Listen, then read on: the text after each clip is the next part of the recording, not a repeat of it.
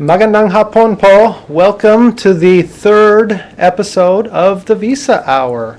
My name is Jeff. I'm a consular officer here at the U.S. Embassy in Manila. And my name is Con. I'm from the Philippine American Educational Foundation, or the Fulbright Commission in the Philippines. Being that it's graduation season here in the Philippines, we thought today would be an excellent time to talk about studying in the United States. We're also going to focus on student visas. So send us your questions about studying in the United States and about student visas, and we'll answer them live here today. To send those questions, please send them on Twitter using the hashtag the Visa Hour, or post it on the U.S. Embassy Facebook page. Before we begin, maybe Con, you'd like to say a little bit about your foundation. Yeah, as I said earlier, I'm from the Philippine American Educational Foundation. It's also known as the Fulbright Commission here in the Philippines. But what I'd like to talk more about maybe is Education USA. And perhaps I could begin by saying that the United States welcomes international students in the U.S. who would like to pursue further studies there. So international students, of course, includes Filipinos and even other nationalities who are currently here in the Philippines. Having said that, the U.S. Department of State organized a global network of advisors, and it's called the Education USA Network. And we're visible in all parts of, and in most parts of the world. Education USA advisors provide or have the responsibility to provide accurate, comprehensive, and current information about studying in the U.S. Here in the Philippines, we have a total of 8 Education USA centers. Being present in different parts of the world, we have different structures. And here in the Philippines, the Fulbright Commission, or PAF, hosts the main Education USA Center, and my task is to be the Education USA country coordinator, and that means I work with other advisors, and we do work with 7 satellite centers in the Philippines. Education USA centers are strategically located. We have 2 up north, Mariano Marcos State University in Ilocos, and St. Louis University in Baguio City. In the Visayas region, we have 3. We have Central Philippine University in Iloilo City. We have University of St. La Salle in Bacolod City, and Silliman University in Dumaguete. Down south, we have 2, Ateneo de Davao University in Davao City and Ateneo de Zamboanga in Zamboanga City. Now, while these Education USA centers are located in, well, almost all of them except for one, are private universities, they are open to the public. The way that it's been structured, Education USA centers are located in different parts of the country, is that so we can reach out to more students who are interested. And accessibility is also key, because not all those who are only in Manila would like to study in the U.S. also. So we provide services. We have a wide range of resources available in the centers. Great. Well, thanks for all that information. Very valuable. Okay, so earlier, since I mentioned Twitter and Facebook, I also just wanted to tell everyone, all of our listeners and viewers today, to please follow us on Twitter. Go to www.twitter.com/US Embassy Manila, and you can follow us there. And also, please like us on Facebook, www.facebook.com/manila.US Embassy. And the more likes we get, the happier we are. And Fulbright also has Facebook page. It's Philippines.Fulbright Commission. And if you're interested about announcements about studying in the U.S., you can check us out on Facebook. It's EducationUSA.Philippines. And if you want even more information than that, you can find more at the Visa wall on our Facebook page. And you can also find lots of other useful information by following our Visa blog, VSatisfied Voyager. That's blogs.usembassy.gov/Philippines. And if you have any questions, please feel free to email us Our email for the non-immigrant visas is consmanilaniv@state.gov. And if you have any questions pertaining to immigrant visas, you're welcome to send emails to ivmanila.replies@state.gov. Okay, so I think we already have some questions, Con. How about we All take the right. first one? Go ahead. Okay, so via Twitter, @GelVillaruel asks, is there any special program intended for those who wish to do internships in the USA, including those who hire them? So yeah, it's a great question. A lot of people that I talk to coming to my window are very interested in doing this, especially as they're students here in the Philippines. They would like the opportunity to be able to have on-the-job training in the United States. In particular, a lot of students of hotel and restaurant management do our summer work travel program. Now, that's using a J visa, and I want to just be very clear, it's not anything to do with studying in the United States. It's generally an addition to a program of study here in the Philippines, but it's oftentimes a good opportunity for students here in the Philippines to be able to go work for the summer and to travel a little bit in the United States and learn a bit more about life in the United States. But J visas aren't only for work-related, purposes in the U.S. Because I know that our scholars also apply for the J visa for exchange visitors. Absolutely. And mainly for studying. Right? Yes, that's right. So the J visa also does facilitate educational exchange programs, and there are many different types of J1s. J1 visa programs at which you can go study in the United States. All right, let me take the next question from Christine Grace Lagarto. What are the documents needed from U.S. sponsorship to be able to go to the U.S., and the request should come from the school where you want to study? And is it required to have good financials also? Let me just, it's kind of difficult to figure out what the question or what Christine would really want to ask us, but in terms of U.S. sponsorship or documents that the school where she would like to study is concerned, then I would say it's the I-20 or the Certificate of Eligibility, which has to come from the school in order for the student or the applicant to apply for a student visa. School sponsorships or U.S. sponsorships in terms of school, for that matter. Yeah, well, let me just kind of give an overview of the process in kind of general terms and how it might work for a young person here in the Philippines who decides they would like to possibly study in the United States. So the first thing that would be necessary for anyone interested in studying in the United States would be to figure out what program of study you were interested in and which schools in the United States could potentially fulfill the needs that you have to study that particular program. Once you find schools and make a choice based on lots of different factors, and in fact it's really easy to find a lot of information about schools in the United States on the internet.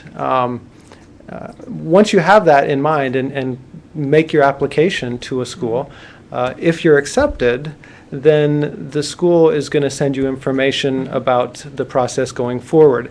At that point, you're going to have to fill out forms. There's going to be a form that you fill out for SEVIS information, which we can talk about later. And then eventually, after everything else is worked out with the paperwork, you're going to come to the embassy and speak to myself or one of my colleagues at the window in the consular section. What we're primarily going to be looking for is just three things. One is that your program of study makes sense. A lot of very talented students here in the Philippines, math, science majors, people who study all kinds of interesting things. And so if you have an aptitude for, say, studying mathematics, and you come to the window and you say, I really would like to go to study at this university and this program for studying math, it makes complete sense to me and it makes sense to us. That's one important thing. So the program of study makes sense. Sometimes we'll get people who who want to go study English in the United States. That's common, but sometimes it's a little difficult for us to understand when, as is often the case, they speak better English than I do. So the program of study has to make sense. That's the thing. The second thing that you need to do is you need to make sure that you can pay for the program of study. As you know, and I'm sure everyone listening and watching today is aware, it can oftentimes be very expensive to study in the United States. It's important to know that there is a whole range of universities and colleges, and some are very, very expensive.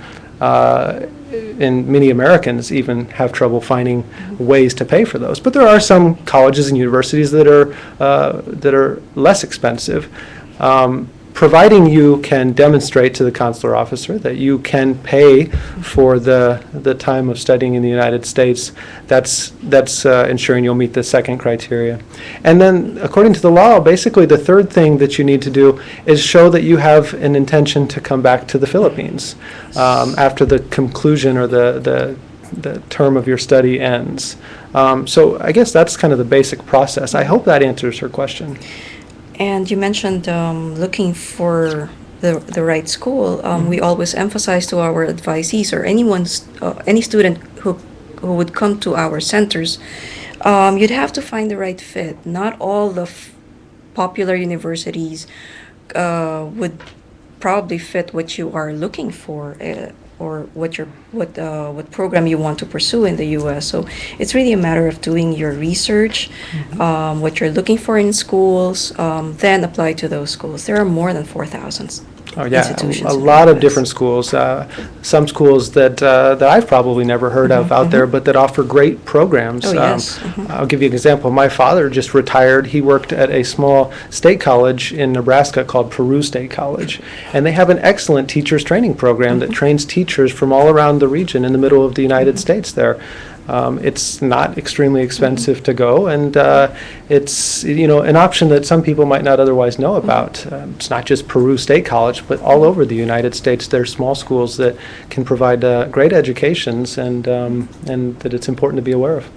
You mentioned 3 criteria that a student applicant who is looking at student visas that you're looking for. How long exactly does a visa interview take? Well, it depends. I mean, a visa interview takes as long as we need to come to a good decision. And generally, if the people that we talk to in terms of students have, as we like to say, sometimes all their ducks in a row, then a visa interview can be very straightforward and not so time consuming. Sometimes cases are more complicated and require a little bit more time to sort through. It's important, though, to know that there's no need to be nervous about it. We understand completely the situation, and actually we're very excited and happy when students come and apply for visas in the United States, and we like to talk to students. So. Good. How about we take another question, okay? All right. So another question has come in, and someone wants to know, did student visa fees recently go up? And the answer to that question is yes, actually they did. Unfortunately, the visa fee now is $160.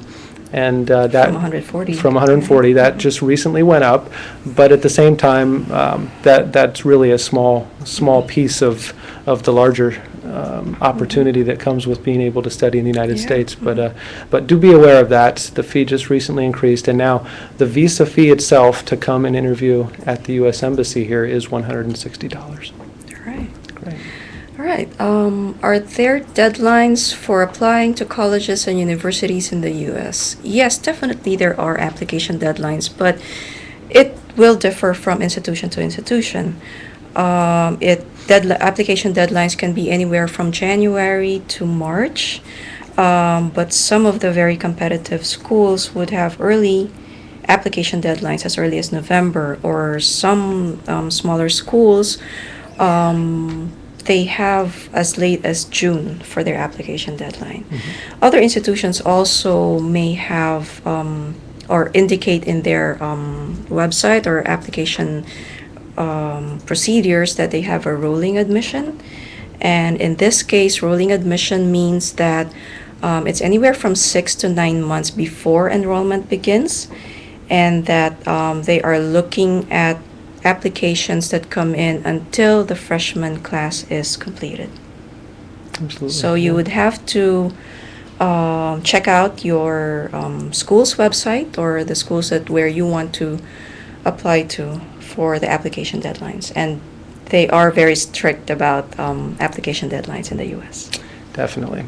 Okay, our next question comes from Kuyai Lave. She says, he says, I got denied for a visa.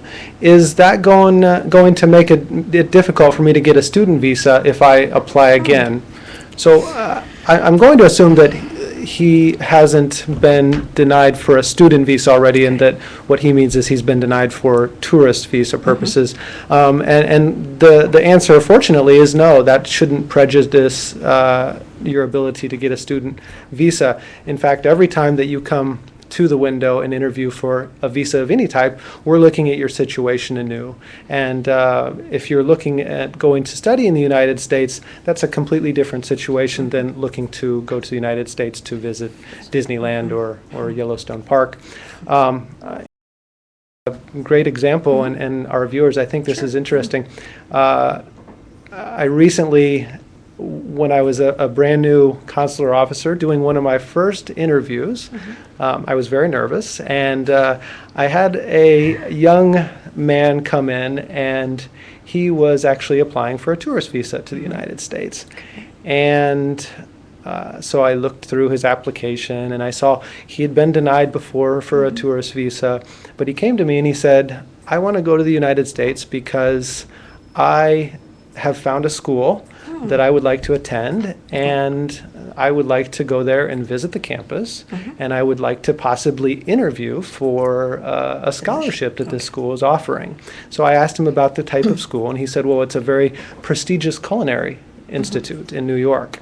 And so I kind of didn't really know what to do. I thought, I'm not sure if this is if he's qualified or not. But ultimately, the reason for his trip made sense, and so I was able to judge that he was qualified for a visa, and he assured me that if he was accepted to this school, this very prestigious cooking school, that he would somehow let me know. And he was very excited that he was going to have the opportunity. I didn't think anything else about it, and then about 3 months, maybe 4 months after that, a big smiling, grinning face stepped up to my window, and I thought, that person looks familiar, but I couldn't quite place why the person looked familiar, and he slid his passport under the window, and then he said, do you remember me? And I said, no, but let me pull up your application, and I said, I do remember you. You were going to interview in the United States.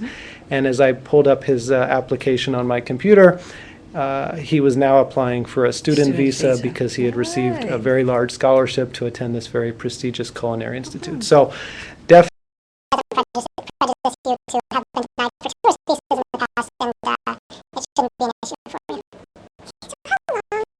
Or should there be a gap for applicants having been denied previously to apply again for, well, the same or a different type of visa? Oh, it's a great question, one we often get. Actually, there's no limitation. If you're denied for any type of a visa, the law does not say that you need to wait.